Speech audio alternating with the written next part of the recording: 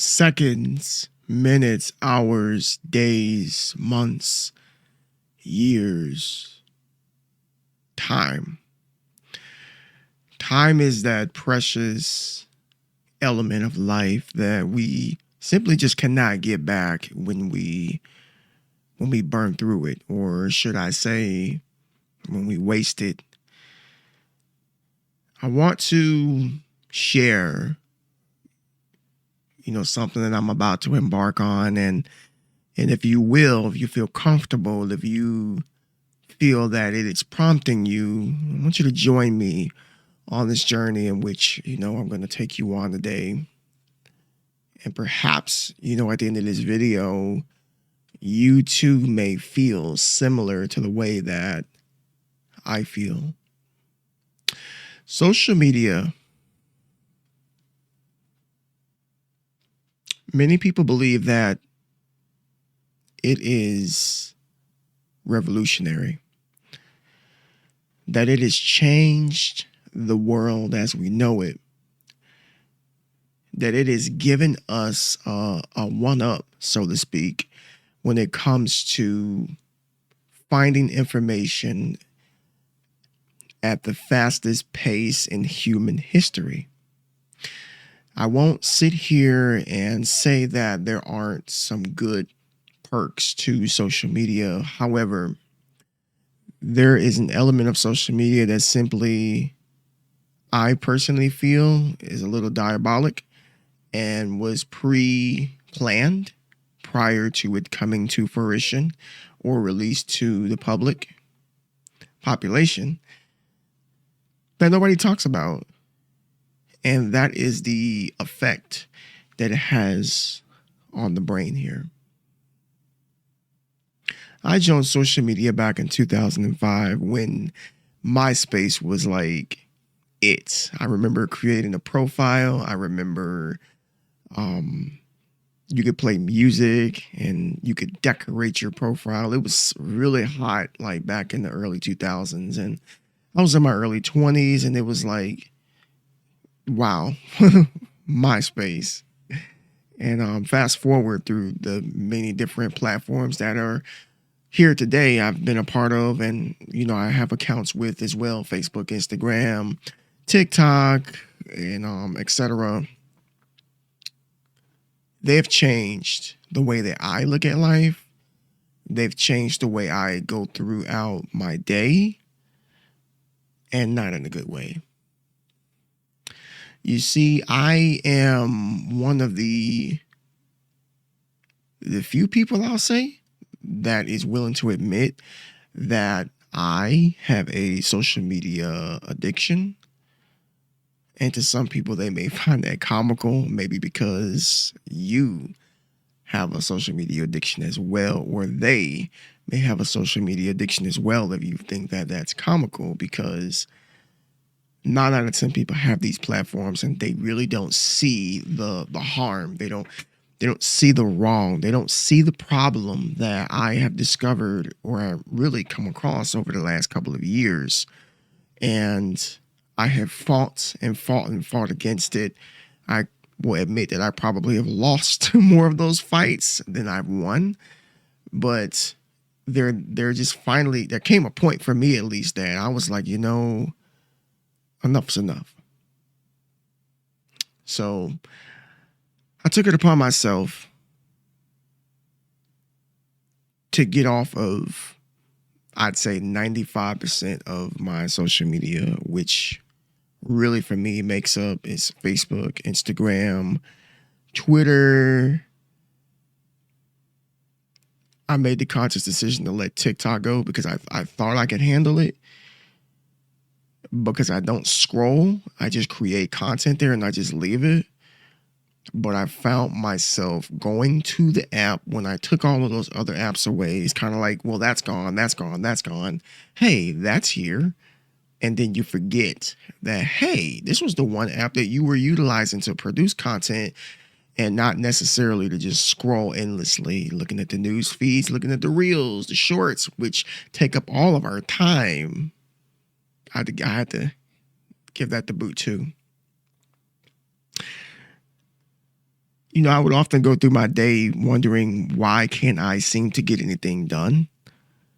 Why do I start projects and I just can't seem to finish them? Why do I always feel as if there's not enough time throughout the day? Every single day for years, I would ask myself this question over and over and over. And it really just comes down to one thing. My mind is so preoccupied and distracted from me just simply being on my phone. Now, I thought I had my phone over here. It's probably a good thing I don't. I was just going to pick it up to make an example. It's interesting that Steve Jobs made a statement when he came out with his iPhone saying that it was going to be revolutionary and it was going to be something that changed the face of the world. And yes, it did. He was not lying. But he also said that he was not going to let his children utilize those devices because of the addiction that it could potentially bring into their life. It's interesting how this previously and you go ahead and put it out there anyway. That just goes to show you that money definitely is the root of all evil. And I know some of you out there are probably thinking, well, Nisha, what is so evil about social media? I don't believe that it's evil in itself, again, because there are things about it that are beneficial, but I do feel that the amount of brain stimulation, specifically dopamine, that is produced from social media is way beyond the daily amount in which we need. And it can cause an unhealthy relationship with people. People have accepted the fact that social media is here to stay. I'm not going to deny that because I don't think it's going anywhere either. So they've decided to treat it as if it's reality. And people get on there and they argue. People get on there and they compare lives. They compare relationships, and depression is at an all-time high. Anxiety is at an all-time high. People are going to therapy a lot more now than they've ever gone to in their life. And I'm not saying that it's all stemming from social media, but I just can't accept the fact that social media does not play some sort of a role with all of those attributes on a higher end of the spectrum here today. We often cling to social media out of boredom, which I bet a lot of people out there did not realize that boredom actually stimulates the brain to become more creative. When you sit and you claim that you have nothing to do, it's not that you need to do something to occupy yourself. You probably need to sit there and let your brain do what it does best, which is function and think and create, which entails allow us to go out and to do things that we didn't necessarily think we could do. But a lot of this creativity doesn't get unlocked because we're always scrolling on our phones. We're always posting pictures, posting videos, looking for affirmation, looking for validation, looking for likes, for comments, looking for shares, looking for attention. At the end of the day, I get it. We all want attention. We all want people to pay us attention. We all want people to give us credit, to pat us on the back. We all want people to look at us. I understand that, but to so desperately want it, to accept it in the form of social media is sad. You can have like 1 million followers, but probably not even 10 people you could call to pick you up if your car broke down. Not even 10 people you could call if you're in a financial crisis to help loan you some money. But yet you have all of these followers.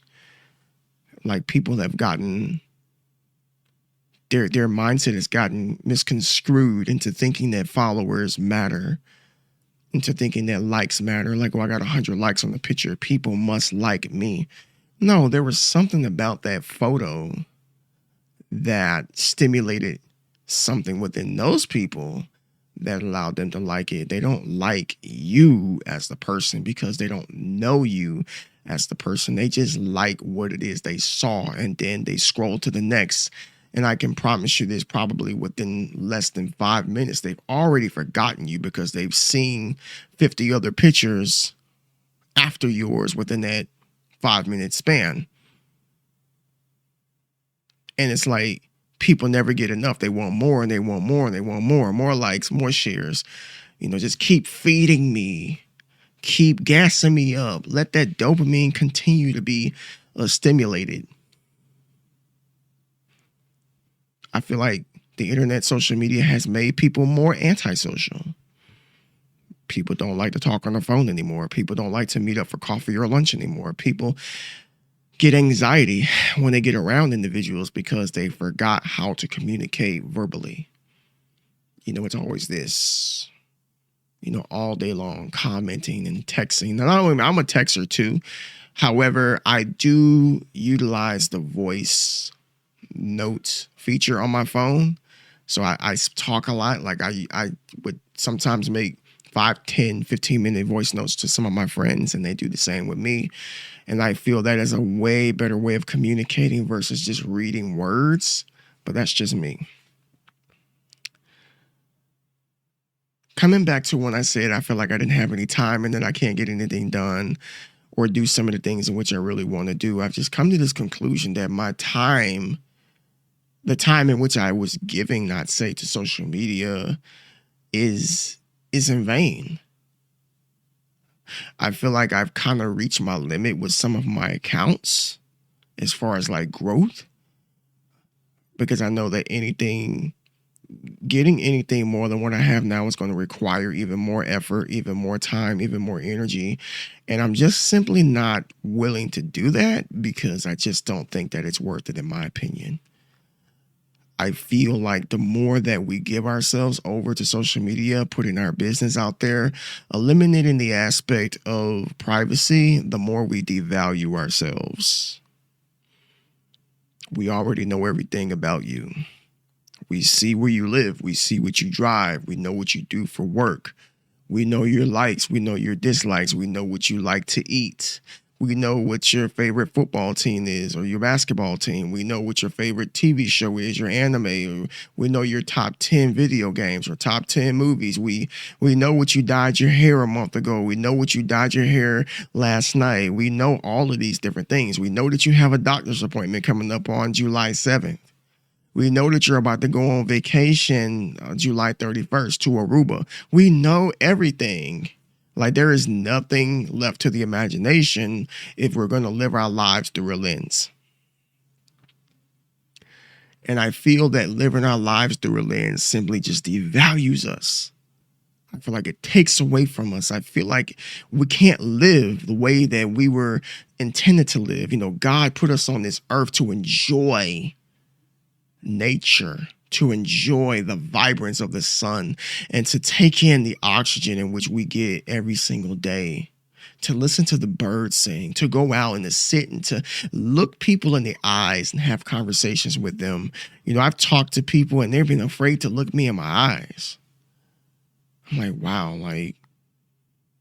you can tell who lives their life behind the lens or on the screen versus people who live out and about.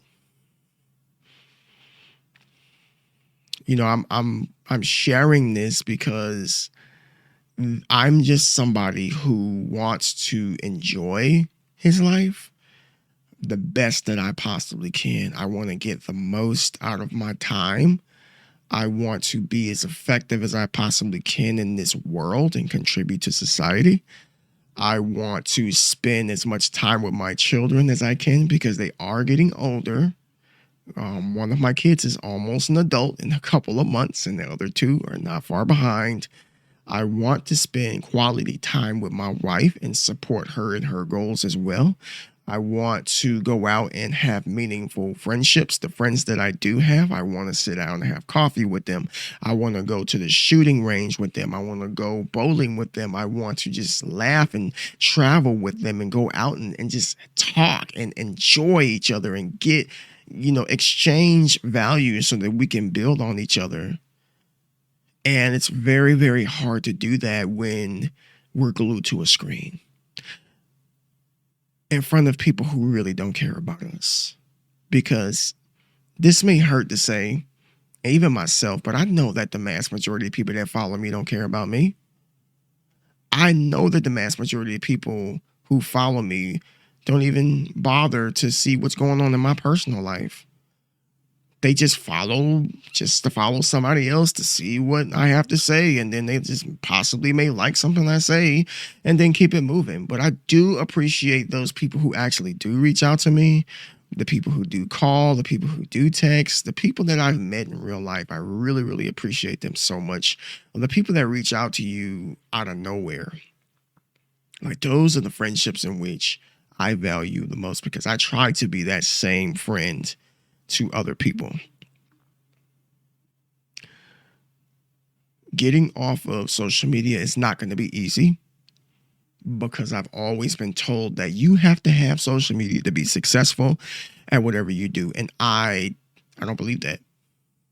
I don't believe it, because people were successful way before this occurred. And I think that people think that the world has changed so much that some of those old methods are outdated and that they don't work anymore.